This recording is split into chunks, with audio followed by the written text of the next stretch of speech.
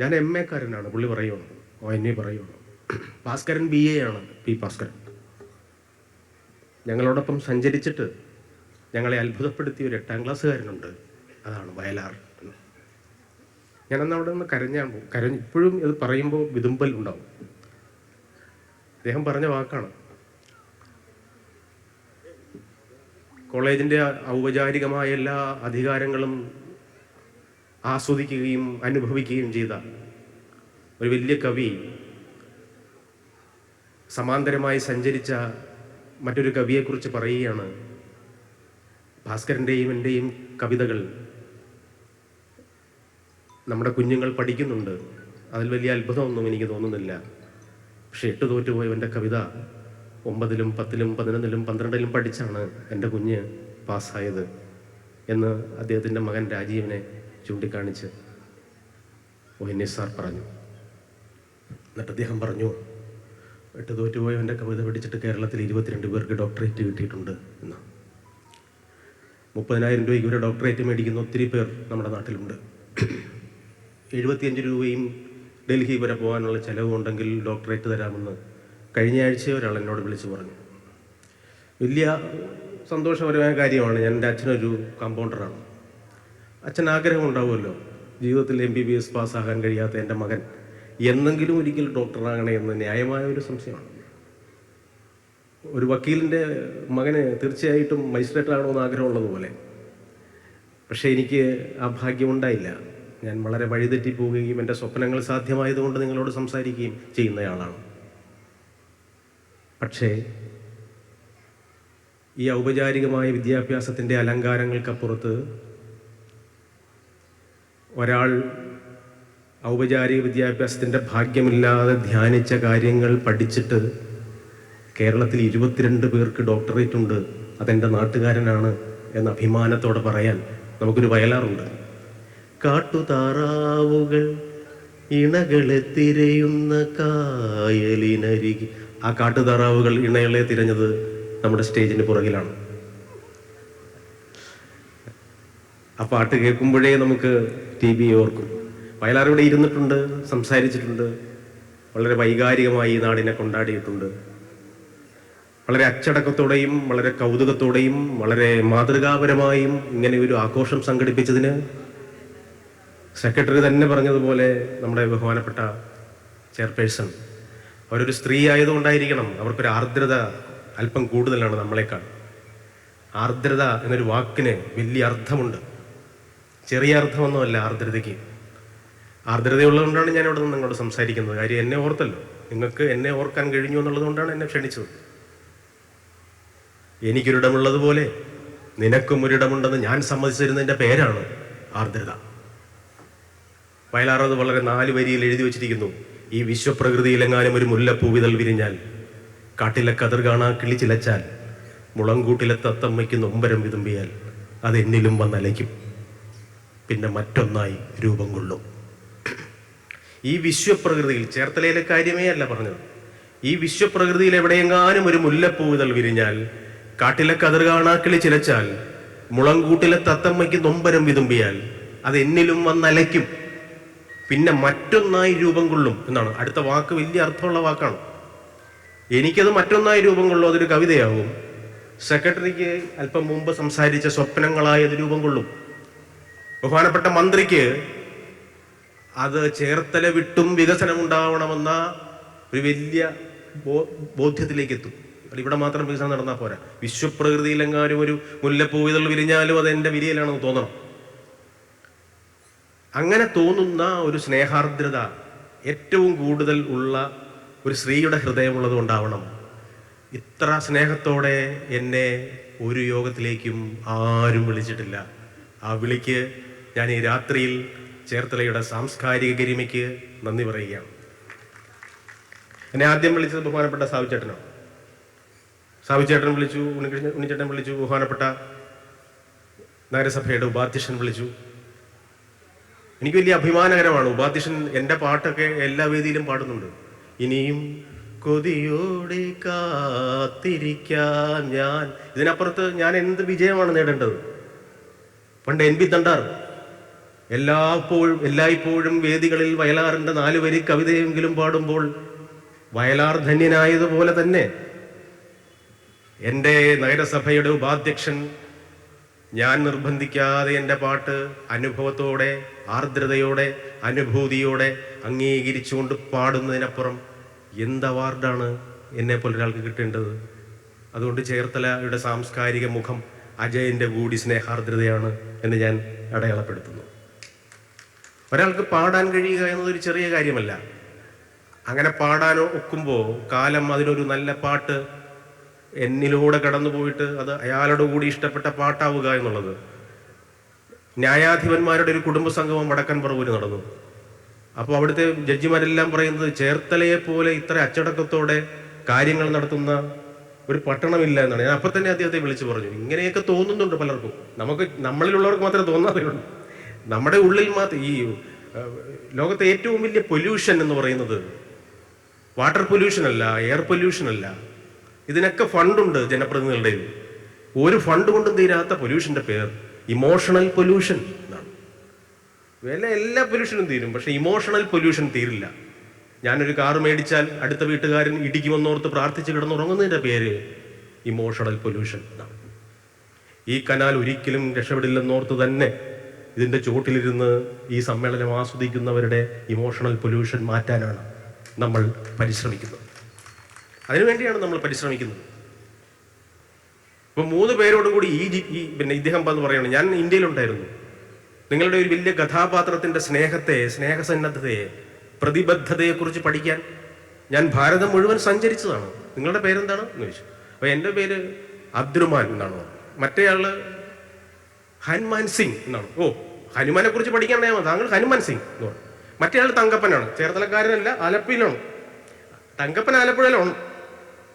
ഈ 3 പേരോടും കൂടി അദ്ദേഹം ഒരു സംശയം ചോദിക്കുകയാണ്. ഹനുമാന്റെ പ്രോപ്പർ പ്ലേസ് എനിക്കറിയില്ല. ഇന്ത്യ മുഴുവൻ സഞ്ചരിച്ചിട്ടും ഹനുമാൻ ഏത് രാജ്യത്താണ്, ഏത് പട്ടണത്തിലാണ്, ഏത് സ്റ്റേറ്റിലാണെന്നൊന്നും എനിക്ക് മനസ്സിലായില്ല. ഹനുമാനെ കുറിച്ച് പഠിച്ചു. അപ്പോൾ എന്താന്ന് ചോദിച്ചപ്പോൾ അദ്ദേഹം തമാശയ്ക്ക് പറഞ്ഞിട്ടുണ്ട് കേട്ടോ. തമാശയ്ക്ക് പറഞ്ഞ വാക്കിതാണ്, ഹനുമാൻ പഞ്ചാബുകാരനായിരിക്കും എന്ന് പറഞ്ഞു. അപ്പോൾ നമ്മുടെ തങ്കപ്പൻ ഇടപെട്ടിട്ട് പറയുകയാണ്, ഹനുമാൻ കേരളത്തിലുള്ളതാണ് എന്ന് പറഞ്ഞു. കാര്യം എന്താണെന്ന് ചോദിച്ചപ്പോൾ അദ്ദേഹം പറഞ്ഞ മറുപടി, വേറൊരുത്തൻ്റെ ഭാര്യയ്ക്ക് വേണ്ടി സ്വന്തം വാലിൽ തീ കത്തിച്ച് മറ്റൊരുത്തൻ്റെ വീട് കത്തിക്കണമെങ്കിൽ അത് മലയാളി തന്നെയായിരിക്കും എന്ന്. വേറൊരുത്തൻ്റെ ഭാര്യയ്ക്ക് വേണ്ടിയാണ്, പക്ഷെ സ്വന്തം വാലിലാണ് തീ, പക്ഷെ മറ്റൊരുത്തൻ്റെ വീട് അവൻ കത്തിച്ച് കളയും. ഒരു കാര്യമില്ലെങ്കിലും ഒരു കുറ്റം പറയുക എന്നുള്ളത് ചിലരുടെ വീട്ടുപേര് തന്നെ കുറ്റംപറമ്പെന്നാണ്. കൊല്ലം പറമ്പെന്നൊക്കെ മാറ്റി കുറ്റംപറമ്പാക്കി. എന്തെങ്കിലും ഒരു കുറ്റം, ഒരുപാട് കുറ്റം പറയുന്നതിനിടയ്ക്ക് സ്നേഹാർദ്രതയോടെ ഇടപെടാൻ കഴിയുക. അപ്പോൾ സാഹിത്യം ഉണ്ടാവണം, സാഹിത്യത്തിലൂടെ കലയുണ്ടാവണം. ആ കലയിലൂടെ തീർച്ചയായും നാടടയാളപ്പെടണം. ഞാൻ എൻ്റെ എളിയ ചലച്ചിത്രഗാന രചനാ ജീവിതത്തിൽ വളരെ സൂത്രത്തിൽ എൻ്റെ നാടിനെ അടയാളപ്പെടുത്തിയിട്ടുണ്ടെന്ന് അഭിമാനപൂർവ്വം പറയാൻ ഞാൻ ഈ വേദി ഉപയോഗപ്പെടുത്തുകയാണ്. 150 ദിവസം തികച്ചോടിയ റോമൻസ് എന്ന് പറയുന്ന സിനിമയിൽ അർത്തുങ്കൽ പള്ളിയെക്കുറിച്ച് എഴുതേണ്ട ഒരു കാര്യവുമില്ല. അത് കിഴക്കൻ പ്രദേശത്ത് രണ്ട് അച്ഛന്മാർ കുരിശ് കട്ടുകൊണ്ട് പോകുമ്പോൾ ഉണ്ടാകുന്നൊരു തമാശ പാട്ടാണ് എന്ന് നിങ്ങൾ ഇനിയെങ്കിലും തിരിച്ചറിയണം. ആ സമയത്ത് ട്യൂണിട്ടപ്പോൾ അതൊരു പള്ളിക്കോറിൽ പാടുന്ന രീതിയിലുള്ള അർത്തുങ്കലെ പള്ളിയിൽ ചെന്ന് ഈശോയെ കണ്ടിട്ട് ഒന്ന് ഓശാന പാടാം, അത്രത്തോളം മക്കളാം നമ്മളെ കർത്താവ് കാക്കുവാൻ കുർബാന കൂടാം എന്ന് എഴുതിയത് മുമ്പേ നടന്നൊരു മഹാമനീഷി അർത്തുങ്കൽ പള്ളിയിൽ പെരുന്നാൾ കൂടുവാൻ ഒരു നല്ല കോളുതാ കടലമ്മ എന്ന ചെമ്മീനിൽ എഴുതിയതിൻ്റെ ആവേശത്തിലാണ്. അതൊരാവേശമാണ്. പുറകെ നടക്കുന്നത് ഒരു ചെറിയ മണൽത്തരിയാണെങ്കിലും അതൊരാവേശമാണ്. കുട്ടനാടൻ മാർപ്പാപ്പ എന്ന ഒരു സിനിമയിലെ പാട്ടൊന്നും ഇപ്പോൾ എല്ലാവരും ശ്രദ്ധിക്കാറില്ലാത്ത ഒരു വല്ലാത്ത കലങ്ങി മറിഞ്ഞ കാലമാണെങ്കിലും ഞാൻ പറയുകയാണ്, നമ്മുടെ എളിയ അടയാളപ്പെടുത്തലുകൾ. അർത്തുങ്കൽ പള്ളിയിലെ താമരപ്പൂ തേൻകുറുമ്പ് മേരിക്കൊരാൺകുരുന്ന് എന്ന കുഞ്ചാക്കോ ബോബൻ്റെ ശാന്തികൃഷ്ണൻ കൂടെ പാടുന്ന പാട്ടിൽ ആലപ്പുഴ വളവിൽ കളിചിരിയാടണതാരപ്പ എന്നൊരു വരിയുണ്ട്. ആലപ്പുഴ വളവ് അരൂരിൽ നിന്നും ഒറ്റ വളവേയുള്ളൂ മര്യാദയ്ക്കുള്ള വളവ്, അത് ശവക്കൊട്ടപ്പാലമാണ്. 40 വർഷം മുമ്പ് കട്ടവണ്ടി വലിച്ച് പതുക്കെ കടക്കരപ്പള്ളിയിൽ നിന്നും വയലാറിൽ നിന്നും തടുക്കും കയറ്റി വരുന്നവർ നമുക്ക് ആലപ്പുഴ വളവിൽ കാണാമെന്ന് കുട്ടിക്കാലത്ത് കേട്ട ആ വാക്ക് ഒരു സിനിമാ പാട്ടിൽ ഫിറ്റ് ചെയ്യാൻ ഒരു ഭാഗ്യമുണ്ടായി എന്ന് ഇവിടെ വച്ചെങ്കിലും പറഞ്ഞില്ലെങ്കിൽ പിന്നെ ചേർത്തലയിലെ ആൾക്കാരോട് എങ്ങനെയാണ് ഞാൻ പറയുന്നത്? ഇന്നസെന്റ് ഒരു കൊടിയും പിടിച്ചുകൊണ്ട് ഇങ്ങനെ കടന്നു പോകുമ്പോൾ ചിത്രീകരണം നടന്നതിന് ശേഷമാണ് അതിലെ പാട്ട് എഴുതുന്നത്. അവിടെ കൈനഗിരി കോണിൽ കൊടിപാറും കാലം തുടികൊട്ടും കുട്ടനാട് എന്ന് എഴുതിയില്ലെങ്കിലും കുട്ടനാടന്മാർ പാപ്പയ്ക്ക് ഒരു ചുക്കും ഉണ്ടാവില്ല, പടം വിജയിച്ചോളും. പക്ഷേ കൈനഗിരിയിലാണ് ആദ്യത്തെ കർഷക സമരം നടന്നത്. അത് ഇന്നസെൻ്റ് ഒരു കൊടി പിടിച്ചുകൊണ്ട് പോകുമ്പോൾ പറഞ്ഞാൽ ചരിത്രമാകും എന്നുള്ളത് വലിയൊരു കാര്യമാണ്. വെട്ടം തട്ടും വട്ടക്കായൽ തിട്ടയിലൂടും തൊട്ടാവാടി ചൊട്ടത്തെങ്ങിൽ ചോട്ടിൽ നിന്നെ കണ്ടപ്പോഴേ ഇഷ്ടം തോന്നി എന്ന ആനക്കള്ളലിലെ പാട്ട് തീർച്ചയായിട്ടും ആലപ്പുഴയെയും ചേർത്തലയും ഒക്കെ വർണ്ണിക്കുന്നതാണ്. സമകാലികമായി ഇങ്ങനെയുള്ള അവസരങ്ങളിലൊക്കെ ചേർത്തല വല്ലാത്ത വൈകാരികതയോടെ നമ്മൾ കൊണ്ടാടുന്നുണ്ട്. നമ്മളിവിടെ സനാഥരാണ്, നമ്മൾ അന്യരല്ല. നമ്മൾ ഇത്രയും ആൾക്കാർ പോയി എറണാകുളം GCD ഗ്രൗണ്ടിൽ പോയി എന്ത് പരിപാടി കണ്ടാലും അന്യരാണ്, തിരിച്ചു പോകേണ്ടവരാണ്. പക്ഷെ നമ്മൾ ഇവിടെ ഇരിക്കുമ്പോൾ നമ്മൾ ചേർത്തലക്കാരാണ്. അവകാശബോധത്തോടെയാണ് നമ്മൾ ഈ ഇരിപ്പ്. നമ്മുടെ കൂടെ ഒരു പുതിയ ചേർത്തലക്കാരെന്ന് പറയാനാവാത്ത രീതിയിൽ പ്രസാദേട്ടൻ ഞങ്ങളുടെ സ്വന്തമായി മാറുന്ന ഇന്ദ്രജാലം, ചേർത്തല സമ്മാനിച്ച സ്നേഹത്തിൻ്റെ ഒരിക്കലും തീരാത്ത കളങ്കരഹിതമായ ബന്ധത്തിൻ്റെ ഒക്കെ അടയാളമാണെന്ന് അദ്ദേഹം അനുഭവിക്കുന്നുണ്ടാവും. ഞങ്ങൾ എക്കാലവും നിഷ്കളങ്കരാണ്. ഞങ്ങൾക്ക് വലിയ രാഷ്ട്രീയ ബോധമുണ്ട്, മതബോധമുണ്ട്. പക്ഷെ പൊതുബോധമാണ് അതിൽ കൂടുതൽ നിഴലിക്കുന്നതെന്ന് ഈ സമ്മേളനം സാക്ഷ്യപ്പെടുത്തുന്നു. ഞങ്ങൾക്കൊക്കെ അഭിപ്രായ വ്യത്യാസമുണ്ട് പല കാര്യങ്ങളിലും. രാഷ്ട്രീയപരമായ അഭിപ്രായ വ്യത്യാസമുണ്ട്, മതപരമായ അഭിപ്രായ വ്യത്യാസമുണ്ട്. പക്ഷെ ഇവിടെ ഇരിക്കുമ്പോൾ ഒരു വാക്ക് പോലും മിണ്ടാൻ ഞങ്ങളുടെ സാംസ്കാരിക ബോധം അനുവദിക്കില്ല. കാര്യം നമ്മൾ ചേർത്തലക്കാരാണ്. ഇലകൾ കൂട്ടിമുട്ടുമെന്നോർത്ത് അകറ്റി നട്ട മരങ്ങളാണ് നമ്മൾ പല ജാതിക്കാരായി പോയത് അച്ഛനും അമ്മയും തിരഞ്ഞെടുക്കാനുള്ള ഭാഗ്യം നമുക്ക് കിട്ടാത്തത് കൊണ്ട് മാത്രമാണ്. വീടും കാറും ഒക്കെ മേടിച്ച് മാറിയെടുത്ത് ജീവിതത്തിൽ ചില നിർഭാഗ്യങ്ങളിലൂടെ കടന്നു പോവുകയാണ് നമ്മൾ. എല്ലാം മാറിയെടുക്കാം, പക്ഷെ മാറിയെടുക്കാൻ സാധ്യമാകാത്ത, സെലക്ട് ചെയ്യാനാവാത്ത രണ്ട് സാധനങ്ങൾ മാത്രമേ ഉള്ളൂ. അത് അച്ഛനും അമ്മയുമാണ്. അതുകൊണ്ട് ഞാൻ ഹിന്ദുവോ മുസ്ലിമോ ക്രിസ്ത്യാനിയോ ആയിപ്പോയി എന്നതിനപ്പുറം ഇലകൾ കൂട്ടിമുട്ടുമെന്നോർത്ത് അകറ്റി നട്ട മരങ്ങളാണ് നമ്മൾ. പക്ഷേ വേരുകൾ കെട്ടിപ്പിടിക്കുന്നത് ആർക്കും തടയാനാവില്ല. വേരുകൾ കെട്ടിപ്പിടിച്ച് ഒരു യാത്ര നടത്തുന്നുണ്ട്. ഏതെങ്കിലും വെള്ളം കിട്ടുമ്പോൾ ഇത് SNDP നമ്പർ 132 വെള്ളമാണെന്ന് വേരുകൾ പറയാറേയില്ല. കുറച്ചുകൂടി കിഴക്കോട്ട് പോയാൽ പെരുന്നയിൽ പ്യുവർ വാട്ടർ ഉണ്ടെന്ന് വേരുകൾക്ക് തർക്കമേ ഇല്ല. പടിഞ്ഞാട്ട് പോയാൽ യാക്കോബ സഭയുടെയോ ക്രിസ്ത്യൻ സഭയുടെയോ വെള്ളം കിട്ടുമെന്ന് വേരുകൾ പറയുന്നേയില്ല. ഒറ്റ വെള്ളം കുടിക്കുന്നു, അത് ചേർത്തലയിലെ വെള്ളമാണ്. അത് സ്നേഹമാണ്, സാഹോദര്യമാണ്. ഇത് സ്നേഹത്തോടെ അനുഭവിക്കാനുള്ള ഭാഗ്യം എല്ലാ കാലത്തും എല്ലാവർക്കും സംഭവിക്കട്ടെ എന്ന് ആത്മാർത്ഥമായി പ്രാർത്ഥിക്കുകയാണ്. ഇത് വലിയൊരു സാംസ്കാരിക മുന്നേറ്റമാണ്. ഇതിൽ തോറ്റുപോവുകയോ ജയിക്കുകയോ ചെയ്യാം. പക്ഷേ ഭൂരിപക്ഷത്തിന് വരം നേടും ജയത്തേക്കാൾ നേരിനൊപ്പം നിന്ന് തോൽക്കുന്നതാണ് എനിക്കിഷ്ടം എന്ന് വിഷ്ണുനാരായണൻ നമ്പൂതിരി പറഞ്ഞതുപോലെ, ഭൂരിപക്ഷം എന്തു പറഞ്ഞാലും നേരിനൊപ്പം നിന്ന് ഈ യാത്രയിൽ ഓരോരുത്തരും ശ്രുതി ചേർന്ന് സഞ്ചരിക്കുക. കാവാലം പറഞ്ഞതുപോലെ ജയിച്ചെന്നൊരു വട്ടം വീമ്പിളക്കും തുഴക്കാരെ, ജയത്തിന്റെ കയ്യടിയിൽ വിനീതരാകൂ. നിങ്ങൾ ജയിച്ചു എന്ന് നിങ്ങൾ പറയും, നിങ്ങളാണ് തുഴയെറിഞ്ഞതെന്ന് നിങ്ങൾ പറയും.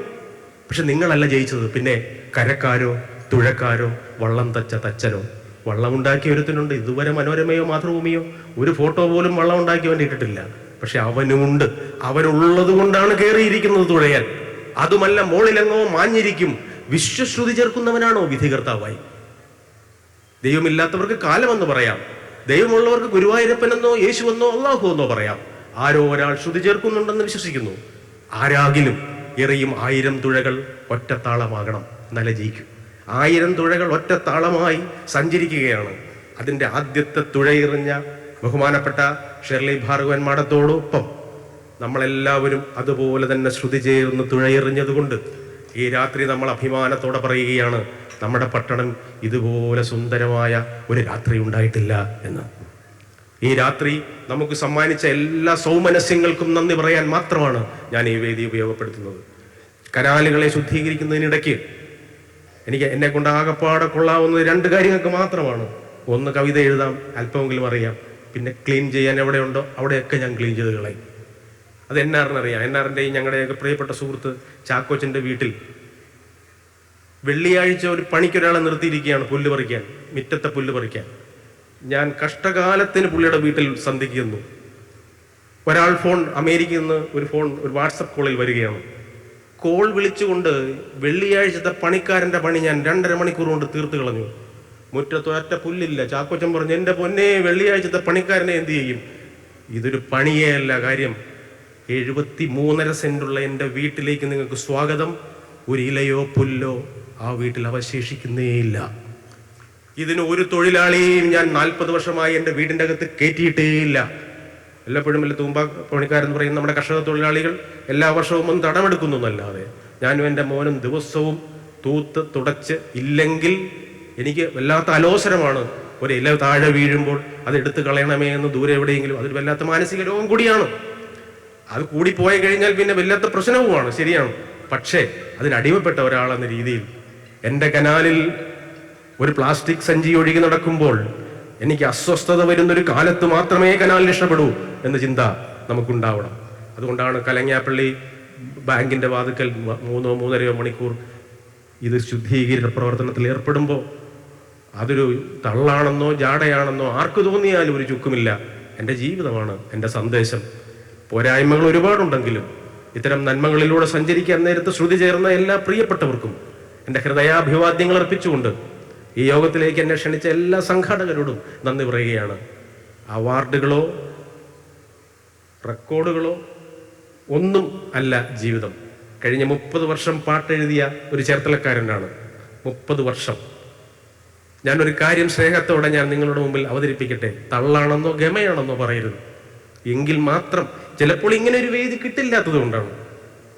30 വർഷം പാട്ടെഴുതിയ മറ്റൊരു മലയാളി നാടകത്തിലും സിനിമയിലും ആൽബത്തിലും കൂടി മലയാളിയായി എവിടെയെങ്കിലും ജീവിച്ചിരിപ്പുണ്ടെങ്കിൽ അയാളുടെ പേര് പറഞ്ഞാൽ ഈ വേദിയിൽ വെച്ച് അയാൾക്ക് 1.5 ലക്ഷം രൂപയും പറഞ്ഞവന് 50,000 രൂപയും ഞാൻ സമ്മാനിക്കുന്നതായിരിക്കും.